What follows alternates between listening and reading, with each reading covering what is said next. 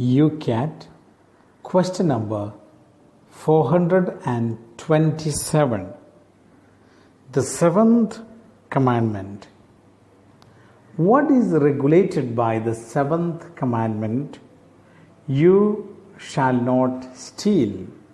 We find that in the book of Exodus, chapter 20, verse 15.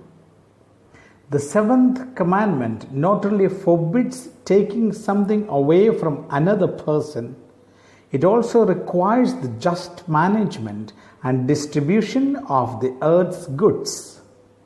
It regulates the questions of private property and the distribution of the proceeds from human work. The unjust distribution of raw materials is also indicated in this commandment. In the first place, the seventh commandment actually forbids only taking someone else's property unlawfully. However, it also addresses the human endeavor to make just social arrangements in the world and to plan for its beneficial development. The seventh commandment says that we are obliged in faith to advocate the protection of the environment as part of creation and to conserve the earth's natural resources. Letter of St. Paul to the Corinthians, chapter 8, verse 9. Second letter of St. Paul to Corinthians, chapter 8, verse 9. Though he was rich, yet for your sake he became poor, so by his poverty you might become rich. Question number 427. Why is there no absolute right to private property? There is no absolute but only a relative right to private property because God created the earth and its goods for all humankind. Before parts of created reality can belong to individuals, because they have been obtained legally, inherited, or received as gifts, these owners must know that there is no property without social obligation. At the same time, the Church contradicts those who conclude from the social obligation associated with the property that there should be no private property and that everything should belong to everybody or to the state. The private owner who manages, tends, and increases a plot of land in keeping with the Creator's plan and divides the proceeds in such a way that each person gets what is his due is by all means acting according to the divine commission for creation. Pope Paul VI says, the right to private property is not absolute and unconditional.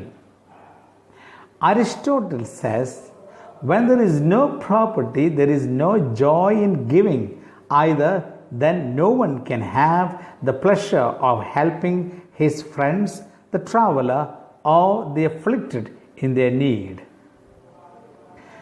Question number 428. What is theft? And what falls under the seventh commandment? Theft is the unlawful appropriation of goods belonging to another.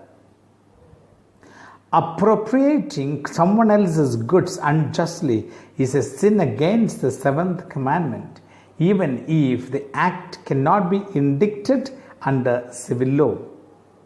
What is unjust in God's sight is unjust. The seventh commandment, of course, applies not only to stealing, but also to the unfair withholding of a just wage, the keeping of found items that one could give back, and defrauding in general.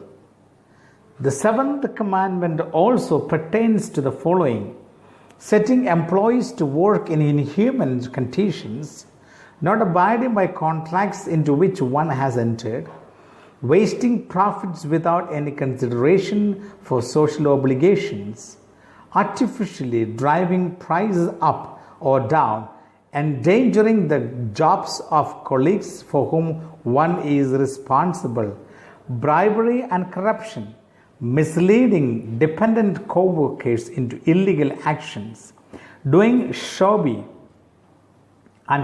work, or demanding inappropriate remuneration, wasting or negligently managing public property, counterfeiting or falsifying accounting records, or tax evasion.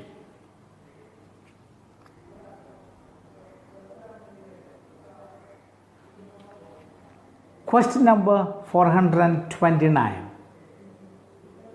What rules apply to intellectual property? The misappropriation of intellectual property is theft also, not just. Plagiarism is theft.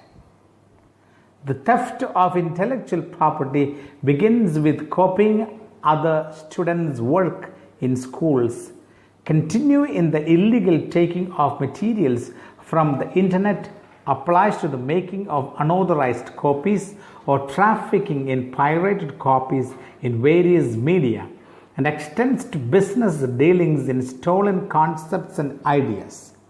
Every acquisition of someone else's intellectual property demands the free consent and appropriate remuneration of the author or inventor. Question number 430. What is meant by commutative justice? Commutative justice regulates the exchanges between persons in accordance with a strict respect for their rights.